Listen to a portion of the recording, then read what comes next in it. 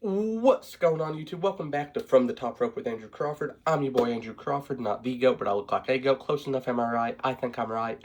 And before we talk about what's going to go down on the channel in the coming days, and even today, because for all I know, I might upload all 4 videos I'm going to be making today. I might just go Monday, Tuesday, Wednesday, Thursday, make it easier.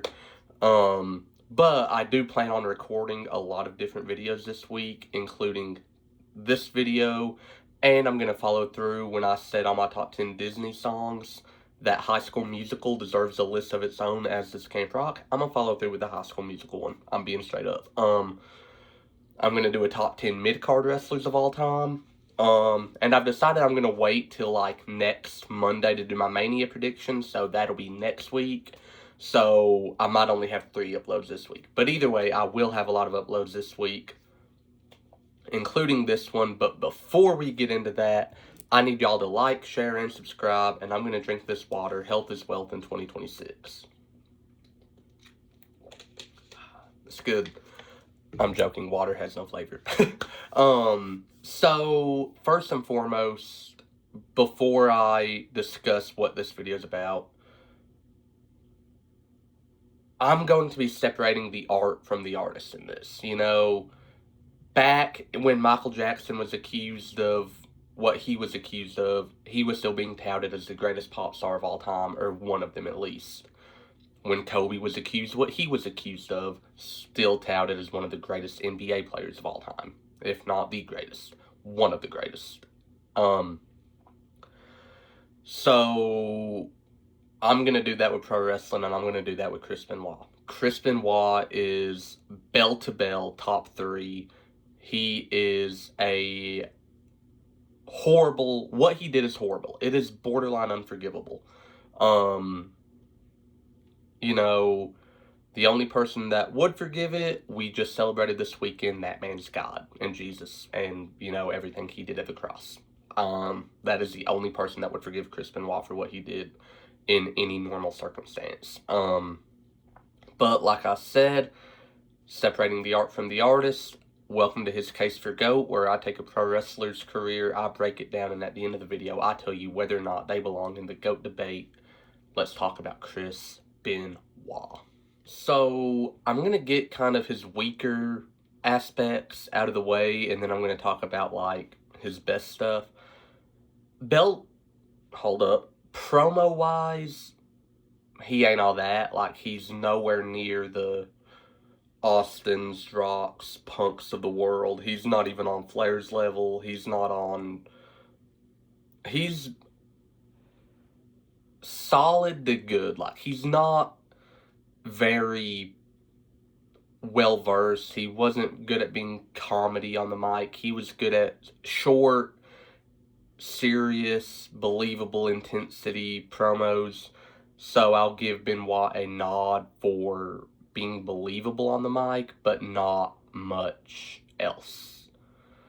And that's not me knocking him. I absolutely but there's just some things in the industry you got, and there's some things in the industry you don't got. And Benoit has never had the most elite level mic skills. And that floods in with he didn't have the most charisma outside of being able to do anything in the ring that you needed him to do, in terms of false finishes. Like, he could give you good charisma stuff in the ring, but he couldn't give you good charisma stuff on a mic. He splits charisma for me, but promo skills, I'd give him like a C tier. Mid. Adequate. Like, his promos aren't unbearable. They're not babyface Roman. They're not, you know, and they're not Triple H when he's stuttering, but they're not Punk, and they're not Tribal Chief Roman, and they're not more Triple H promos than you might remember, or Jericho promos especially. They're mid. They're adequate. They're fine. They're good, to say the least. Or to say the most. So charisma, I already said he splits. Like, his in-ring charisma and just energy that he brings and gets from the fans was awesome, but his mic charisma wasn't there. So, like, he splits it down the middle for me, which is why I'll give it, like, again, like, I'll say a 6, because I think in-ring charisma is something that doesn't get talked about enough, but if you have good in-ring charisma, most of the time people are willing to overlook if you're not great on the mic. Look at a guy like The Undertaker, whose mic skills were never the top upper echelon, but in ring he could get any crowd going, even with his slow, methodic style. You know, but again, charisma is just there. Next, let's talk about his entrance, because I love his entrance. Mainly his theme, Whatever by Our Lady Peace. I love that song. I am literally getting on my music just so I can play it. Go to my workout playlist. Okay, too far down. Like, as soon as I hear that, like, if I'm watching wrestling, like an old show, like if I'm watching ECW One Night Stand 05, for example, because I knew him and Eddie had a match and I wanted to watch it and I hadn't watched the whole pay-per-view, I literally, like, turned it on and, like, I heard his music, and at first I was like, hold up. I was at work watching it and I was like, hold up, what's going on? But then I was like, oh, Benoit, and I got, like, fired up and I was like, I was ready for a fight, bro. I love that song. It is so much fun. And it's such a good song because it's intense, it's fast-paced, much like Chris Benoit in the ring, and I love it. And even the entrance, just this, like, walk of, like, uber seriousness that you're like, oh, it's about to get real. Just Benoit's entrance was not much to actually write home about, in the same way that, other than the glass shatter and the music, I don't feel like Austin's was, because it was just a straight walk to the ring. It's the same thing with Benoit. Outside of the music, it's just the walk to the ring.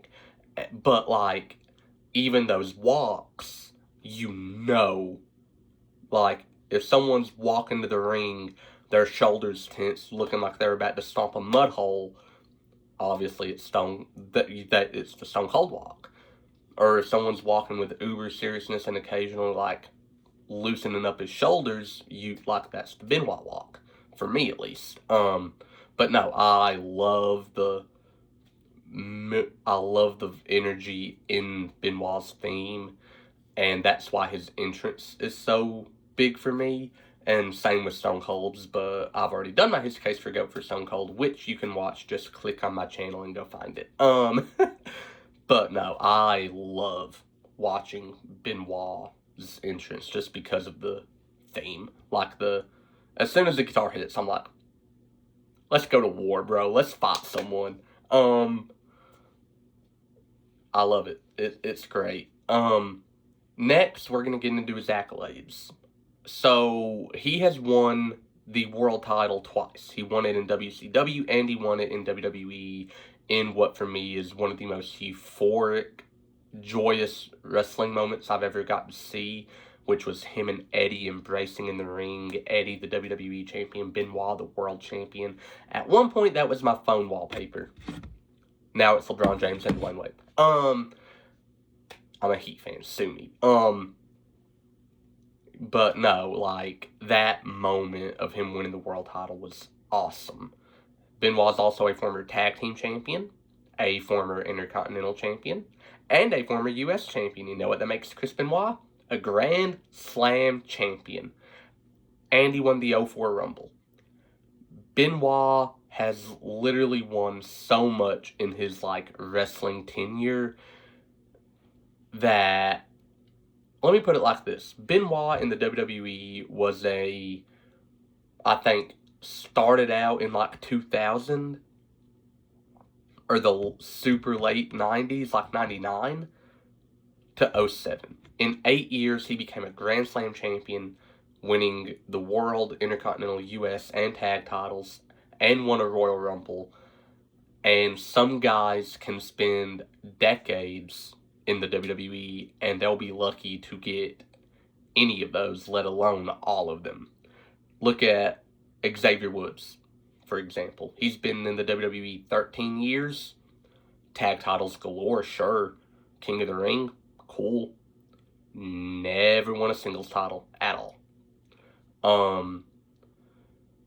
Look at a guy like Drew McIntyre, still hasn't won the US title. Sheamus, been in the WWE since 2009. That is 17 years. Oh, be still my beating heart. I am an unk. Never won the Intercontinental title. Of course, there are some guys that have less longevity and have done more.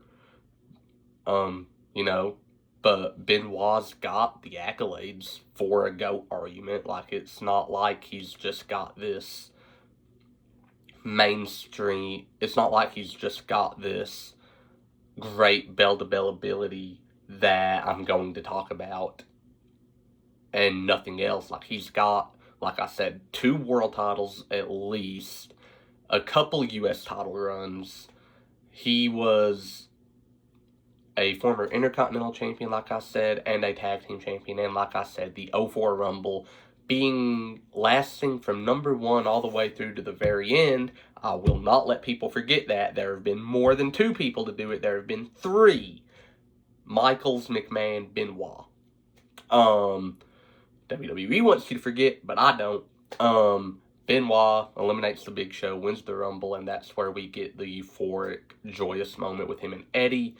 So yeah, he's got the accolades. Maybe they're not as stacked as like a 17-time world champion, 5-time US champion, 1-time Intercontinental champion, even multiple tag title wins, and a Rumble, and a Money in the Bank win. Or, more total titles than anyone in history, Grand Slam champion, has won the Rumble, Money in the Bank, and King of the Ring, talking about Edge. But they still stack up quite nice as far as like, you could compare him to other GOATs, especially when we talk about bell to bell. There are not many better than Benoit. Eddie, Kurt Angle are the only 2 bell to bell workers better than Chris Benoit, in my opinion. And then AJ Styles behind Benoit, but like Benoit's 3. Like, a shoot in wrestling is when something is real. A work is when it's part of the show, when it's part of the script. He gives this work shoot intensity of, you never know if he's being legitimately intense and legit, like, kind of low-key out for blood, or if he's being just, sticking to it, sticking to the show. And that goes with everything about his in-ring work. His chops, his submissions, his punches, his dives, even his selling, like, all of that. Like, you can never tell. Like, I can never tell. Like, he has this look of such intensity that it needs to be studied amongst younger wrestlers, because if they brought that kind of work shoot intensity to the ring every night, some of these matches that aren't extremely believable would be much more believable. Like, I want to believe that they low-key hate each other and want to rip each other's throat out. Like, I want to believe that, because that is what professional wrestling is supposed to be. Scripted, but believable. And Benoit gave you that. But, yeah, bell to bell, I don't think there's many better than Benoit. So, to conclude, if I do put Benoit in the GOAT debate, but that's because a lot of the times my GOAT debates rely heavily on bell-to-bell and accolades, because accolades do mean something in pro wrestling, because to stay relevant enough for whoever the higher ups are in creative to be like, okay, yeah, we'll give you a title. You know, that does carry some weight for me. So yes, I put Benoit my GOAT debate because bell to bell, like I said, top 3. In-ring work, all that, it's so beyond perfect almost. Yes, he's below average in a couple things, barely above in another, but his bell to bell and accolades are both above average and very good. And I think that he does deserve a nod. And honestly, I think because of what he did and because of WWE trying so hard to force you to forget about him, you could call him an underrated wrestler because people aren't going to talk about him because of what he did. And like I said, yes, he did something that is borderline unforgivable. It's horrible. Like, to do that, it's horrible. But I also think that you can talk about the CTE and his mental state, and I think I read an autopsy that said his brain was in the shape of an 80-year-old Alzheimer's patient. So I don't think I'm glorifying a murderer because that's what Benoit did. I want y'all to think I'm talking about the pro wrestler because the pro wrestler, love him or hate him, what he did, one of the best to ever do it, and I think that should be talked about. I think he should be talked about, and honestly, I'm going to say it, put him in the Hall of Fame. Separate what he did, put him in the Hall of Fame. I said it, and I'm not going to stop saying it. Put him in the Hall. And that's the video. Did you like it? Did you love it? Did you hate it? Tell me about it in the comments below. Don't forget to like, share, and subscribe. And in case you haven't been told this today, because everyone needs to hear it, you matter. Thank you so much for watching. And hang around because who knows, like I said, I might upload more videos today. I might just do it throughout the week. I don't know. But y'all have a good day. And unlike John Cena, I can see you. And I will see you very soon.